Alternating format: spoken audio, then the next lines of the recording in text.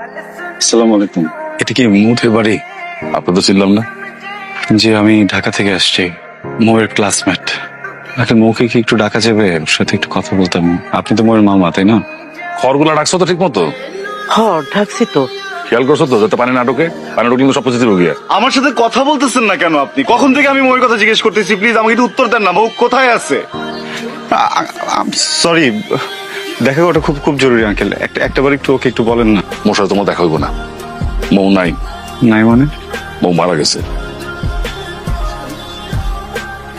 পোলারা দেখো বৃষ্টিতে ভিজা কেমন শীতে কাঁপতাছে, আমার না খুব খারাপ লাগতেছে। একটা মেয়ে মারা গেছে শোনার পর হ্যাঁ মতো দাঁড়ায় আছে, লজ্জা শোন। এরপর বললাম যাও গা, তাও যায় না।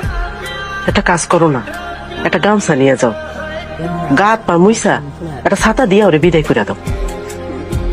এই পাগল হয়ে গেছে, বৃষ্টিতে দাঁড়া